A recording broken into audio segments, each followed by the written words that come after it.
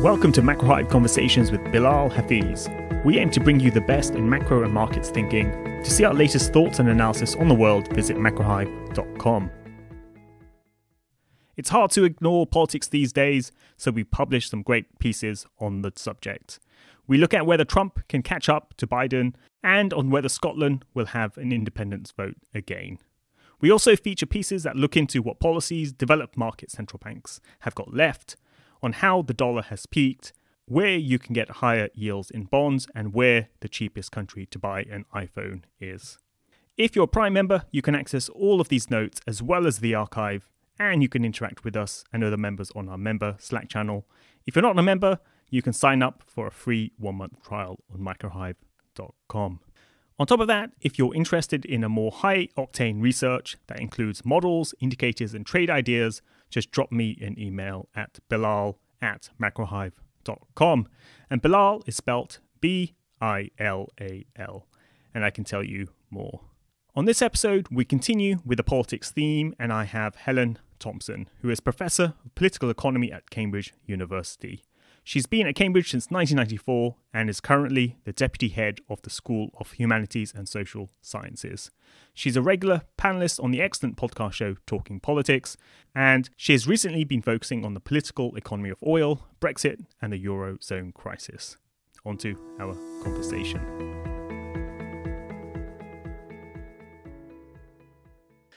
So welcome, Helen, to the podcast show. I feel as though I've known you for many years since I've been listening to you on the Talking Politics podcast. So it's good to speak to you in person finally. It's a pleasure to be here. I should say virtually in person. One starts to lose a sense of reality during these times, between what's real or not. The first thing I really just wanted to ask is that you're very erudite and you always give great, perspectives on politics and economics. And I just wanted to know, how did you get into politics, academia, and even kind of economics, it seems, in terms of the things I've heard from you and seen you written? Okay, I think that I was always interested in politics actually as a child, and obviously in a rather naive way. I liked the drama of it from quite an early age, and I was interested in political history at that point, particularly second half of the 20th century history, sort of like the 2 or 3 decades before I was born, and the 1960s. And so I pretty much ended up studying politics at university for that reason, though I started off doing it with philosophy and found that I didn't enjoy philosophy very much and gave that up. I didn't really sort of come to the economic side of it with any personal conviction, if you like. But what had happened was I was sufficiently interested to do economics A-level. So I found that I could do that relatively, not brilliantly, but relatively well. When I was an undergraduate at Warwick, I wanted to do a course on the Thatcher government. This was 1987, 1988. So it was at the sort of peak of the Mrs. Thatcher's premiership. And the course was only actually about the first Thatcher government. It was a year-long course about the first Thatcher government. And it was taught by this brilliant man called Jim Bullpitt. And he basically said that if you weren't interested in doing the macroeconomic policy side of the first Thatcher government, it was pointless doing the course. And you had to queue up at 8 o'clock in the morning to get onto this course, I should say, because he would only take 10 people. And so because I'd done the economics A-level, I wasn't very particularly intimidated by that side of it. And pretty soon I came to realize that he was right. There wasn't really any point of trying to think about the Thatcher years without understanding about the economic crisis of the 1970s and how the Thatcher government had started off down this particular monetarist path, but actually really abandoned it rather quickly, and how that ultimately led into the questions about membership of the exchange rate mechanism. Now, because we weren't doing the exchange rate mechanism part of this, because that was really sort of second and third term Thatcher and the course was first year, that was just something I sort of put away in the back of my mind. And when it came to deciding on a PhD topic, I was starting off interested in doing something about green politics. This was 1990 by this point, but I couldn't really see how I was going to do that in a way that had any real intellectual coherence to it. And I had a German academic whom I knew from the time I'd been a master's student in the United States. And he basically said to me that summer when I visited him in Berlin that he thought Britain was making a terrible mistake about monetary union and that this is what I should be thinking about. Although I wasn't really sure that Britain was making a terrible mistake about monetary union, he convinced me enough that I should actually spend my PhD sort of thinking about Britain's relationship with the European communities it still then was. And I kind of tied that back to this thing I kind of carried around from Jim Bullpitt's lectures about the importance of the exchange rate mechanism question. And that became what I did my PhD on then. So I did my PhD on the British Conservative government from 79, from when Thatcher first came into power, to basically to Black Wednesday, to when Britain left in September 1992. Indeed, I was trying to finish the dissertation whilst Britain was leaving the exchange rate mechanism, which was interesting. That gave me sort of a focus on Britain, and it gave me a focus on European monetary issues.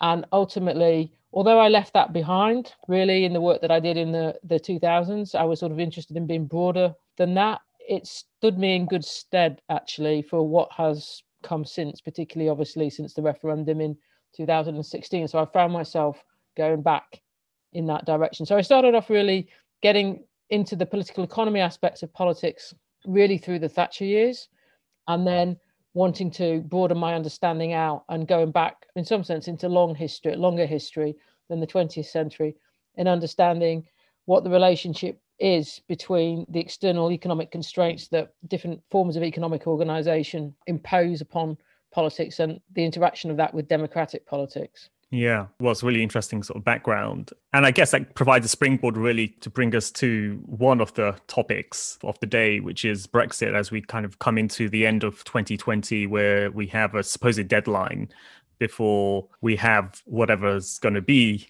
the new trade arrangement with the EU from next year onwards. I mean, how would you characterize the current state of play on Brexit? Of course, we've had the internal market bill. We've had continued negotiations on the future arrangement, and there's some apparent deadlines coming up in the middle of October. How do you kind of see the current state of play? Well, I think that, there's a real possibility that it can go either way, in the sense of that I think it is quite possible that there will be no agreement, and it's also quite possible that there will be one. I think that what we've seen this year is that the state aid issue has really come to the fore, and that the pandemic has been a crucial part in some respects of that. Because I think, if you're looking at the beginning of the year, then we weren't in a position where the EU had effectively suspended its legal state aid regime to deal with the pandemic. So by the time you get to April, May, you've effectively got the rules suspended, and then the Commission having discretion about which member states can use state aid to rescue whatever firm or sector it is that needs rescuing. And I think that has made the EU's position more difficult, because essentially, how do you say, which was a position that was the EU's negotiating position at the beginning of these talks, that effectively the status quo has to stay in place. I mean, that was always obviously going to be not very satisfactory and in principle objectionable to any British government, I think. But when you actually seen during the course of the year that these rules in the EU's legal order are contingent, then saying that Britain is going to be largely bound to them in the future, I just think becomes an untenable position for a British government. And I think that would be true, to be honest, if Labour were in power. I don't think that's specific to the Conservatives in this respect. So I think that the pandemic has changed things. I think at the same time, though, we're still sort of, if you like, living with the consequence of the way that the struggle between the executive and Parliament played out in Britain beginning around this time last year, culminating in the general election. Because I think there was a way of looking at things, and I think I sort of went into this sort of mistake of analysis in a way at some point last summer, of thinking that things were converging to the point of either revoke or no deal. This is when we're talking about the withdrawal agreement, and that the other options, partly because of the positioning that Labour was taking on the second referendum, where it wasn't willing to commit to a second referendum on a deal that a Conservative government negotiated, that we kind of dodged that by the fact that Johnson found a way of agreeing sufficient changes with the EU to the Northern Irish Protocol to mean that a revised withdrawal agreement could go through the House of Commons. It still left the problem that this revised withdrawal agreement is never one that the Johnson government would have agreed in the first place if it had been negotiating the first part when Theresa May, had been Prime Minister. So it's still got quite a few things in it that are deeply unsatisfactory from the point of view of Johnson and those around him. And obviously they focus on Northern Ireland because that was what was at issue in the withdrawal agreement last autumn. So I think that the hope was that, okay, if we can negotiate a free trade agreement with the EU, then we can get past these problems. because the really unappealing bits of the Northern Ireland Protocol won't come into play. And I think in part that is why the government actually went for a fairly minimalist approach to these negotiations. So simply saying we'll have a minimal free trade agreement. It's primarily going to be focused on goods. We're going to leave the security partnership issue out of it entirely. And if you get that free trade agreement done, then you don't have to worry about, or you at least less have to worry about the unpalatable bits of the Northern Ireland Protocol. But in that sense, I think that the Northern Ireland Protocol issues is a hangover of the fact that we didn't go down the revoke versus no deal moment back last autumn, that Johnson somehow navigated a way through that, what looked like it was that binary choice. But now we're back dealing with that reality again right now. And it's difficult. And I think that the internal market bill is, I think it's partly being driven by things in Scotland as well. But I think it's first and foremost about trying to say, look, to the EU, look, we will not allow our weakness in relation to Northern Ireland's position under a no agreement to come into play. So if you go down that road, we will not accept the withdrawal agreement in its present form as it relates to the Northern Ireland Protocol. So do you think the internal market bill in some ways kind of resets the negotiating position to one which Boris Johnson would have preferred? It's almost kind of like his default that he would have had he been in charge of the whole process from the beginning rather than Theresa May. It's an attempt at compensation for the fact that from the point of view of Johnson, that the withdrawal agreement that was negotiated was really quite problematic. But he wasn't in a position to pursue, if you like, his potential side of the binary of no deal versus revoke because of the Benn Act. And so, or the Benn Amendment, I should say. And so that possibility, was ruled out. And obviously Johnson's government was never going to go down the revoke road. So the only option that was left was to try to get a withdrawal agreement through the House of Commons. And in order for that to happen, there had to be some change on the Northern Irish Protocol. But he was not in a position to get as much change as he would have wanted. And as I say, I think that the hope was, and I'm just looking at this from the outside, the hope was that if you don't make the trade negotiation too complicated, that you can get that trade agreement, achieved within the year, and then the worst of the Northern Irish Protocol doesn't come into play. Yeah. And then do you think that, the Europeans would say in relation to the internal market bill that there were already safeguards within the withdrawal agreement and, any future trade agreement, so that there isn't a need to have the internal market bill in some ways? So that's a European view, I guess. And obviously there's an issue of, there's an agreement, a treaty, and there's been reneging on that. But just in terms of the principles of the internal market bill, do you think it was overkill for Boris Johnson to go down that route, or was it inevitable, or do you think it's a negotiating tactic? I think it was conceived as a negotiating tactic, as if to say, look, we are aware of our weakness and don't think you can exploit it for the reasons I said earlier. I think the difficulty is that the way that the government then chose to communicate it. I don't begin to understand why you would try yourself to frame it as a breach of international law, not least because that means that you're bringing into play your internal party critics who have got an issue, to bash you with. And, you can make the kind of speech that Theresa May did in the House of Commons against that position. But I think that in terms of the way in which the government sees it, that there's simply insufficient trust, I think not only just of the EU, but actually of people who might still want Britain to have a very close relationship with the European Union in the British Parliament, not to use the Northern Irish issue as a means of keeping the UK as a whole closer to the EU than the Johnson government would like, us to be. And I think that has always been the difficulty, to be honest, with the Northern Irish issue, is that it's simultaneously been an issue about Northern Ireland, about the relationship about the economic border between the Republic of Ireland and Northern Ireland, and then the potential border within the United Kingdom between Britain and Northern Ireland. And it's been a proxy, if you like, for a bigger fight, first about whether the UK was going to leave the European Union at all. So it became a means, the Northern Irish question, by which those who were opposed to that could say, look, you just can't make this work. And now becomes a means, particularly perhaps through the state aid provisions, but not only, I think, through that, whereby those who want to keep the UK as economically aligned as possible with the EU can use the Northern Irish issue in order to try to achieve that. And I think then that the Johnson government's, looks to me anyway, absolutely determined that that isn't what's going to happen, that the UK as a whole will determine what relationship the UK has with the EU, and it's not going to let the Northern Irish issue determine the big picture. Yeah. And you mentioned earlier when we were talking about the internal market bill that it was partly with an eye to Scotland as well. I mean, what did you mean by that? Well, I think that what you can see in regard to Scotland is obviously, a pretty significant threat of Scottish secession hangs over the UK Union at the moment. And the fact that there will be, like elections to the Scottish Parliament next May is an important part of that. But the pandemic, I think, is also showing something which I think that quite a number of the ministers in the Johnson government were already had quite a strong sense of.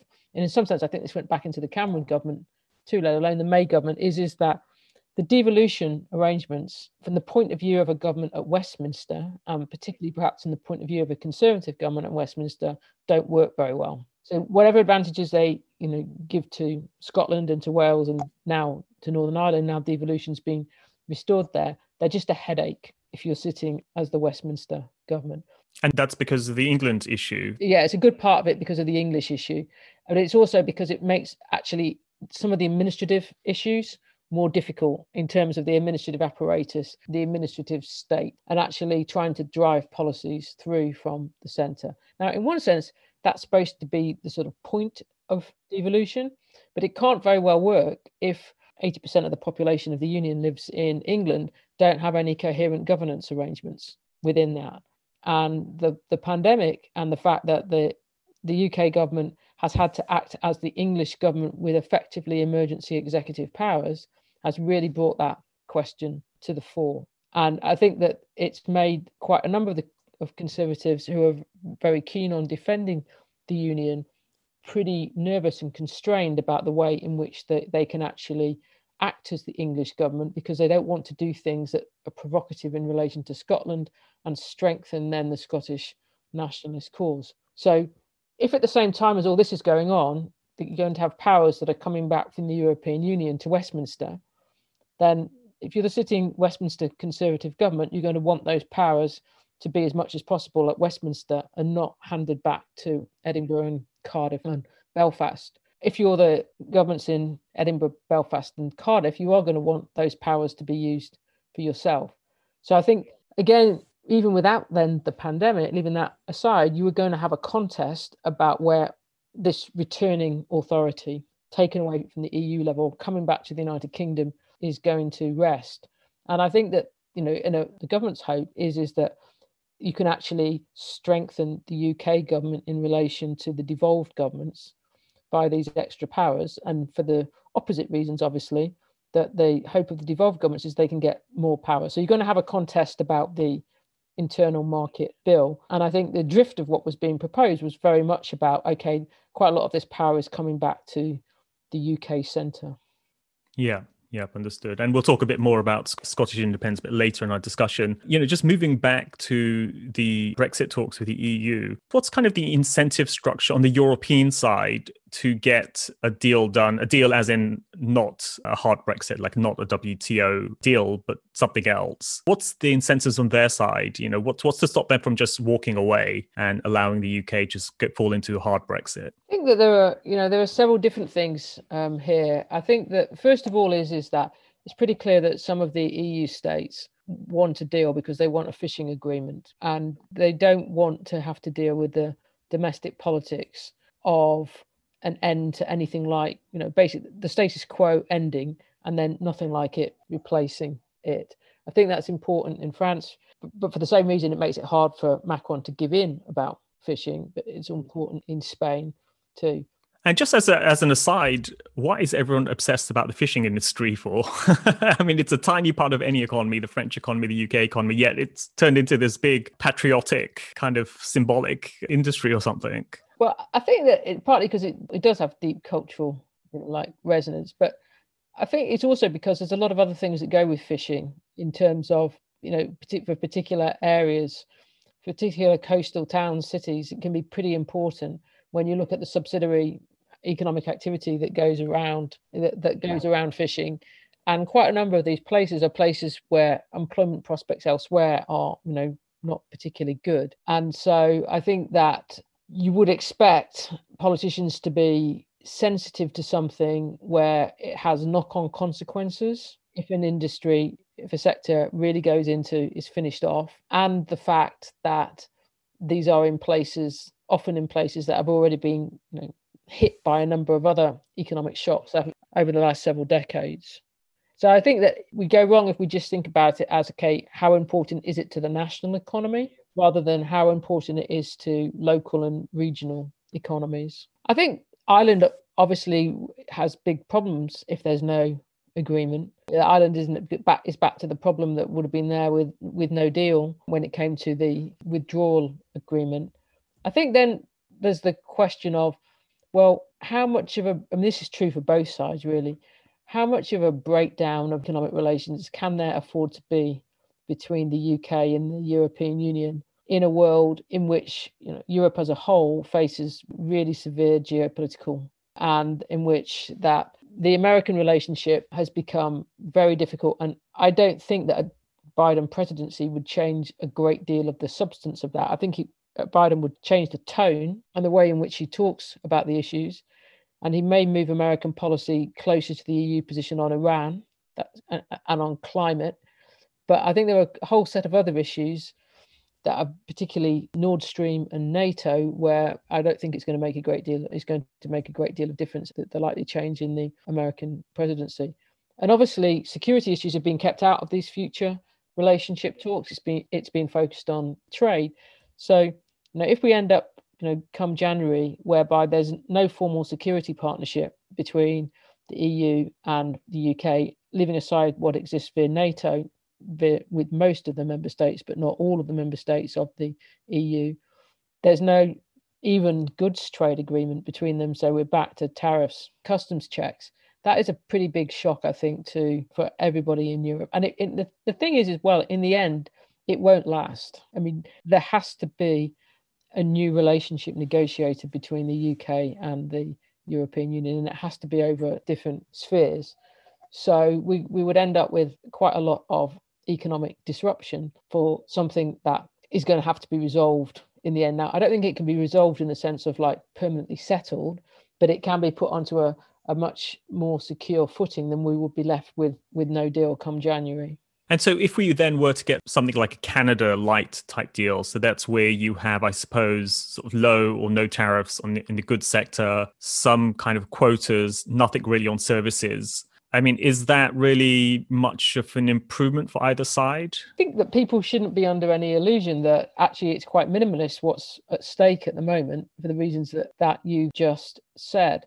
And so when it gets to January and the transition's over, there are going to be, significant differences. I think there's going to be less impact on the financial services sector than some would have predicted. But what I think is the case that a trade deal would do would be a starting place for expanding that relationship into back into other areas on a more formalized footing in some way.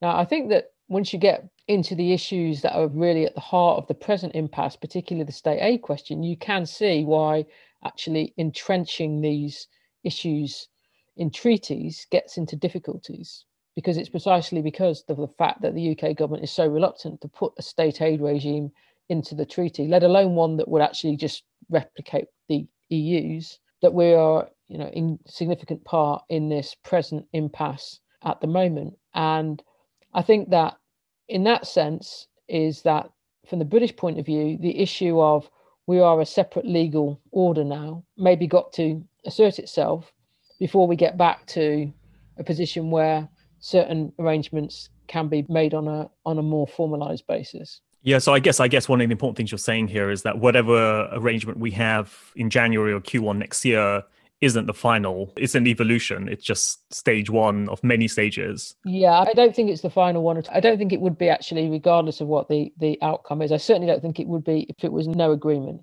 Yeah. And you mentioned you don't think there'll be as much of an impact on financial services as many are thinking. What's your thinking there? Well, I think that you can see that that people were very worried about the financial services, particularly when it became clear what a minimal agreement that was going to come into play. But if you take the, in one sense, crucial decision that was made this year, which was essentially not to extend the transition, and to do so in the middle of the pandemic, and in some sense at the height of the pandemic, when there was a pretty strong assumption by a lot of commentators, and indeed I think there was a reasonably strong assumption within parts, some EU capitals, that Britain would have to extend the extension, because how could it manage in some sense if it didn't? You didn't actually see lots of pressure from the city to say this isn't going to work from our point of view.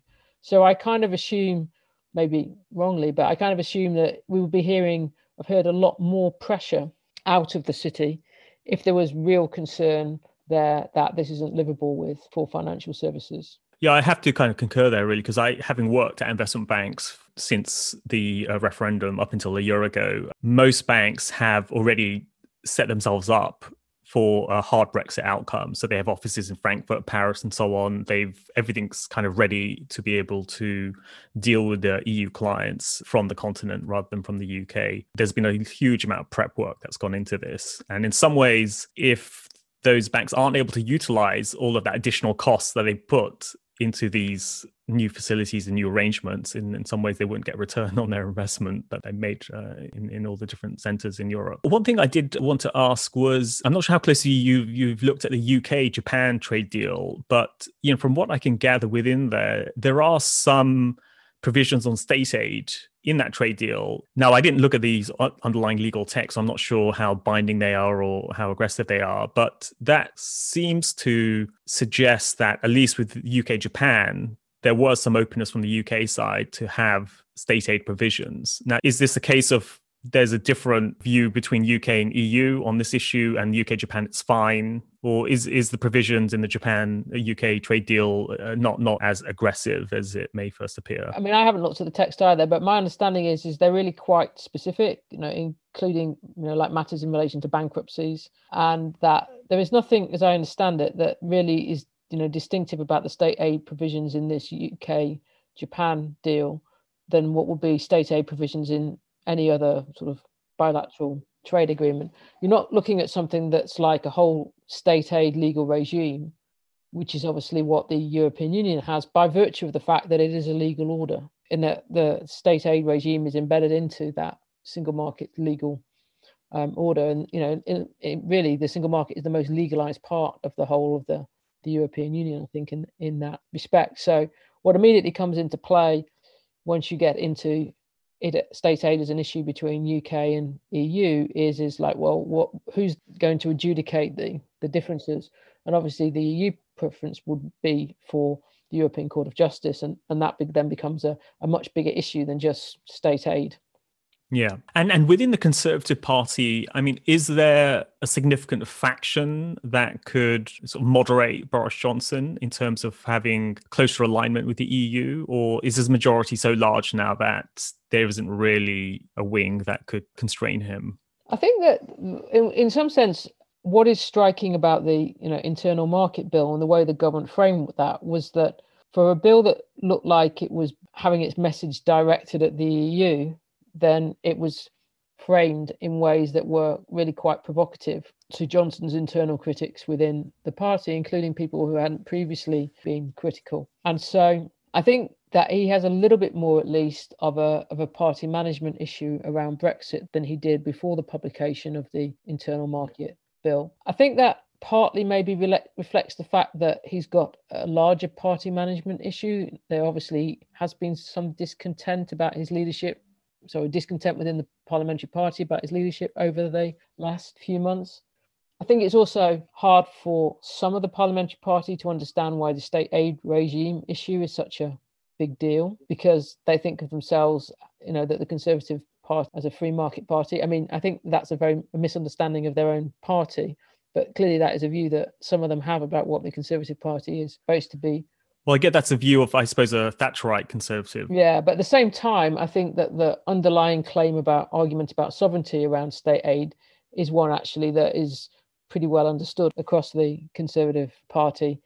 And the fishing issue is important in relation to Scotland. The last thing that Johnson needs is to antagonise the Scottish Conservative MPs, particularly given the difficulties that his leadership already represents, I think, in some sense, for Conservative prospects in Scotland.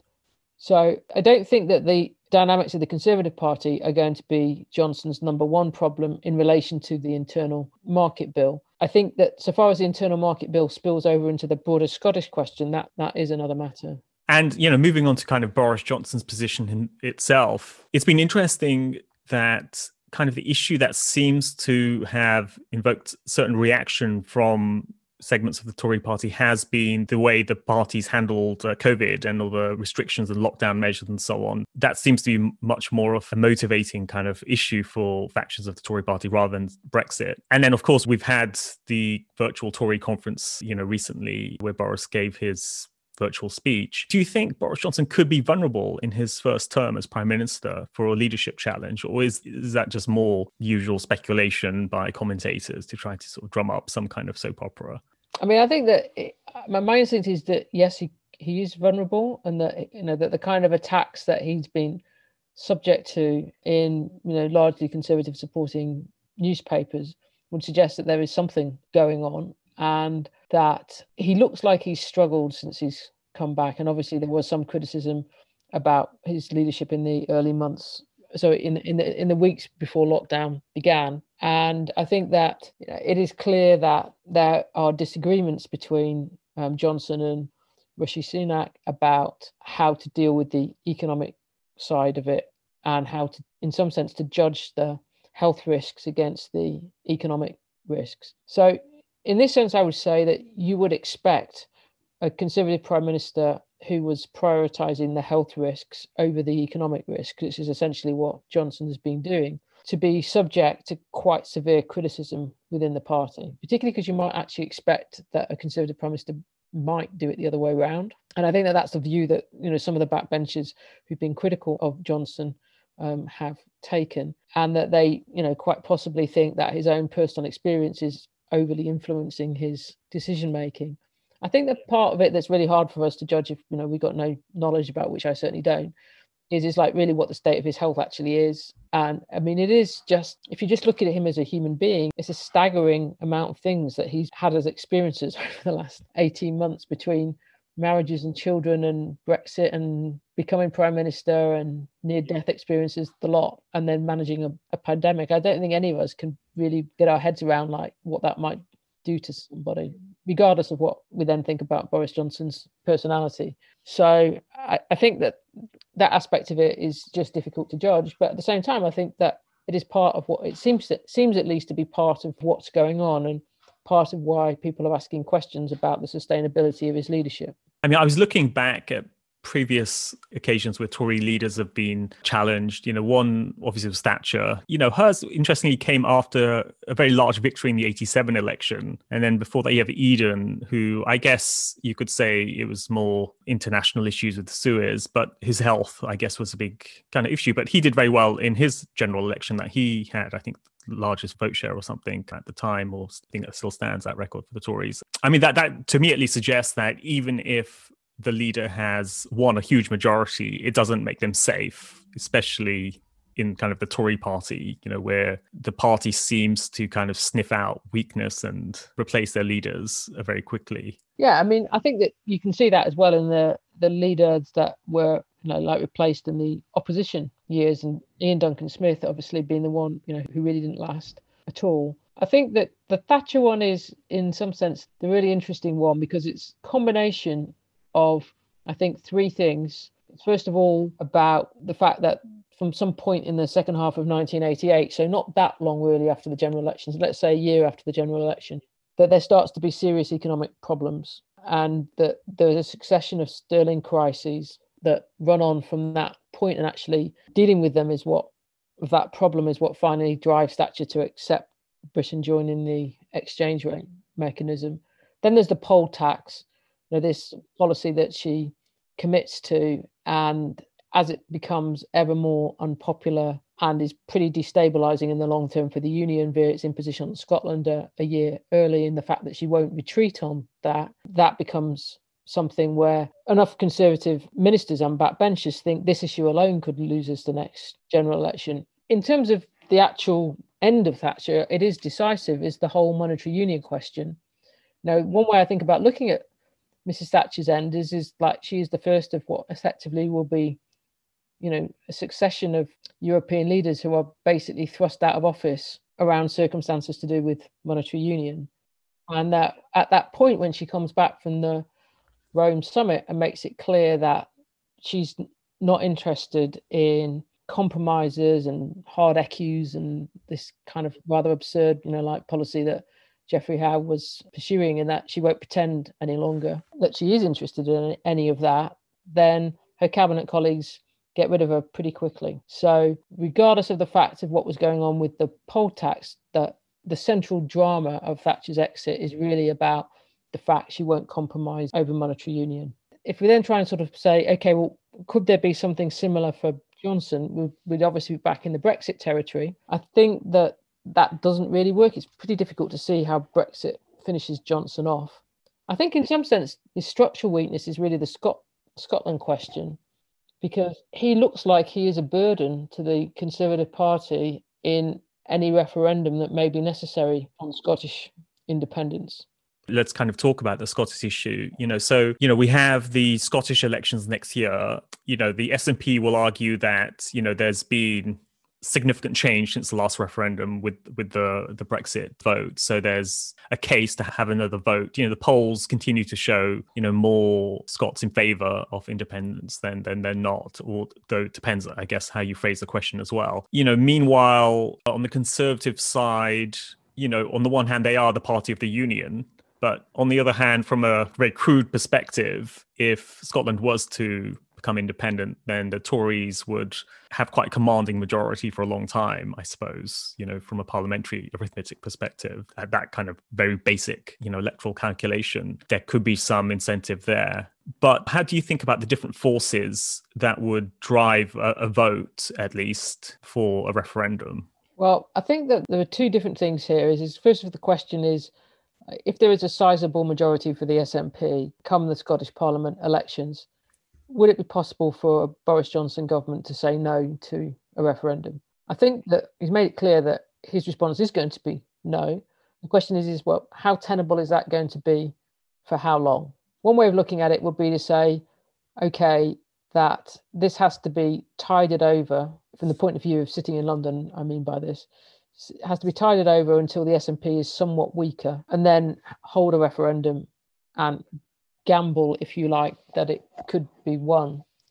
I think Boris Johnson being the Prime Minister at that time makes that more difficult than it would otherwise be. Having said that, I think there is another way of going about it from the point of view of the Westminster government, the Johnson government, is to say, look, independence is just a slogan. What is it that you actually are proposing?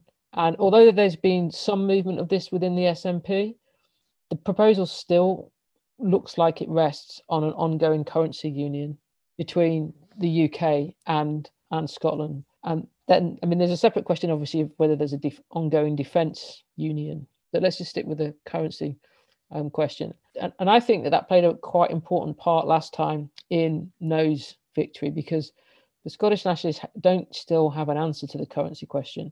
That is why at one of the party conferences, you have the activists pushing the leadership to a position that the leadership clearly isn't comfortable with, which it would be to reject, to say, well, look, we can stay in the currency union with the UK for a short period of time, and then either we'll have a Scottish currency or we'll join the euro. So one way of approaching it is to think, okay, as I say, from the point of view of the government at Westminster, is to simply to try and force the currency question and make it absolutely clear that there isn't any prospect of an ongoing currency union. Now, that's what the Cameron government did last time, and Salmon's position was, you'll give in after we've won this vote. But I'm not sure that the UK government is going to give in about this currency question and say that there can be, there's nothing that can stop Scotland using the currency, but actually to be in a monetary union where there will be any representation of Scotland in the decision making.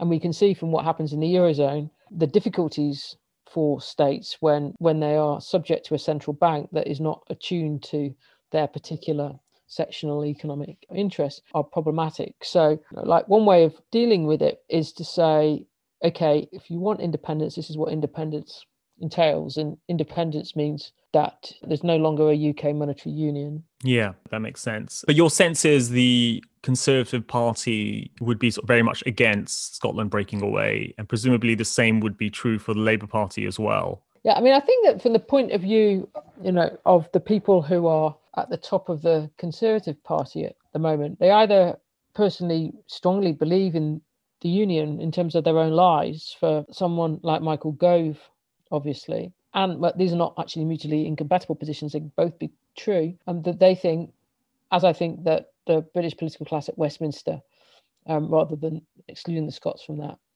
in Edinburgh, think that the UK will be much in a significantly weaker geopolitical position if it allows the breakup of the UK, at least in relation to Scotland. And I think as well, and I think this is true, is that if Scotland were to vote for independence, even if that were actual serious independence, by which I mean that it wasn't any longer part of the UK monetary union, you're still going to have an awful lot of politics on this island, so to speak, that's going to be consumed with relations between the rest of the United Kingdom and Scotland.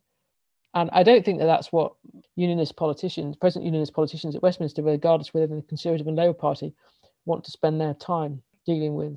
And how's Labour going to deal with a call for Scottish referendum by the SNP? Because they're in quite a tricky position. They've lost a lot of support in Scotland. The Scottish Tories have effectively become the Scottish party for the union, I suppose. And Labour seems to be just stuck. But it needs a Scottish strategy, presumably. So, I mean, how will they try to play this?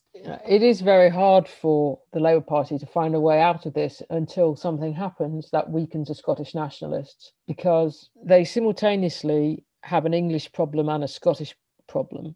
And the circumstances around the English votes for English law arrangements mean that unless and until the Scottish nationalists are weakened, it's difficult to see how they are going to be able to form a parliamentary majority. But if they then try and form a minority government with SNP support, that is going to mean almost certainly that they haven't got a majority of seats in England, and they're going to then run into English votes for English laws, because the SNP members of Parliament who were supporting them in whatever tacit supply and confidence arrangements that they had wouldn't be able to vote on those issues, including health and education, that pertained only to England. So that seems to me to be a pretty big problem for the Labour Party, that's actually compounded now by the fact that the UK government has to act as the English government, because then in any scenario in which they were dependent on SNP parliamentary support, they would be acting as an executive without an English majority, without the safeguard of English votes for English laws. At the same time, you can see, I think, that the attempts that Keir Starmer is making to make the party more English friendly, if you like, or more sympathetic to articulations of English nationhood, to use that language, doesn't go down well in Scotland for obvious reasons. So the fact that Labour simultaneously got to deal with an English issue and it's got to deal with a Scottish issue, I think makes its positioning really difficult. And as I say, I'm not really sure what strategy there is. I think there's a tactic of biding their time. And I think in some respects that's what Keir Starmer's going with, and hoping that in time some of the more domestic issues, including in relation to health and education, will weaken the SNP's position in Scotland to Labour's benefit. I mean, one thing I did want to ask you as well, outside of Scotland and Brexit, was on energy issues. Boris Johnson, during his Tory conference recently, he did pay particular attention to green energy, wind energy, and so on. I mean, do you think that's quite a significant factor for the UK going forward, or was it more kind of sloganeering? I think he was being serious about it. And I think you can say two things in this respect. First of all, big-scale energy projects are the kind of thing that attracts Johnson. Now, he likes big projects. He likes big projects that involve spending lots of money, investing in new ideas, or so in technological innovation. That's his kind of politics in that respect. And I think that the idea of presiding over rapid change in some sense appeals to him too. I think you can also say that there is a way connecting that agenda, that energy agenda, to the agenda which was fairly central before the pandemic struck, which was the levelling up agenda. And that if you say that we are going to speed up our energy transition, energy revolution, and that involves lots more production of more offshore wind energy off the northeast coast of England, then that ties into his desire for economic rejuvenation in those parts of the country. And it ties into, if you can start producing more of the equipment for wind power, manufacture it in the UK, you've got the possible basis of manufacturing rejuvenation at the same time. I think that green ideas appeal to actually both the left and the right, and certainly Johnson's form of the Conservative Party, for different reasons. And they're in something of the same space, is that this energy transformation can act, if you like, as an industrial strategy, and it can adapt as an industrial strategy of trying to claim back manufacturing from offshoring, including obviously to China, and the dependence on China for manufacturing supply chains and all kinds of manufactured products has become a geopolitical issue. Trump made that a geopolitical issue, and it has now become a health issue via the pandemic. So the idea of kind of like national manufacturing project allied to energy transformation, allied to it can be focused on the areas of the parts of the country that Johnson wants leveled up. You can see that is a coherent political move to try to make. And you mentioned geopolitics. I mean, where does the UK stand globally now on the geopolitical kind of hierarchy? If we kind of think about the post-Brexit world, or actually, to be honest, I mean, where was the UK before even, in the grand scheme of things? Well, I think that what we can say is that even before we get to, the referendum is that there'd been a downscaling of British military power. And you can, obviously Britain wasn't alone in the European countries in doing this. France was certainly doing this after 2010. That's how you get the Lancaster House agreements essentially between, like Britain and France about bilateral defence cooperation, and a realisation amongst the European countries that after the crash, they're not all going to be running around spending lots more money on defence, and they're looking to make defence savings. And I think that in some sense, in terms of perceptions of like what kind of power the UK was geopolitically, a big moment that's really got forgotten in many ways is the role that the House of Commons played in 2013 in Britain not participating in those planned airstrikes in Syria. And actually it was after the British vote in the House of Commons that then Obama began his retreat from those planned airstrikes. So actually, if we think of the referendum as a moment where democratic politics in Britain had primacy over the geopolitical question, that was in some sense, I think, foreshadowed by that moment in 2013 where the House of Commons stopped Cameron participating in those airstrikes against Syria. So I think there was already a quite complicated story going on about what was happening to the UK geopolitically. I think that what we've seen in really since the Johnson being Prime Minister is a kind of shift ultimately on the China question towards a more Atlantic position. And I think that will survive the Trump presidency ending. And we can see that Hong Kong has been a pretty important part of the British shift. So if you go in the beginning of this year, then Johnson was resisting American pressure about Huawei and, risking a huge fight with Trump about, in fact, apparently Trump was furious with him about it. That's clearly, Huawei is not going to be part any longer. It's pretty clear of 5G networks, in this country. Britain has taken a very hard stand on the Hong Kong issue that is really a long way removed from the position of the EU on Hong Kong, which is fundamentally being shaped by the German-China relationship and the commercial constraints that then generates. If you look, though, on Iran, although that Johnson began his premiership by moving closer to the American position over the Persian Gulf crisis last summer and sending British ships to join the American naval mission there, on the issue of the nuclear deal and the issue of sanctions and loans to Iran to deal with the pandemic, then the British position has stayed pretty close to the EU. So I think what we've seen, if you like, is from Johnson the last year or the Johnson government is a desire for flexibility in the sense of okay, we're not staying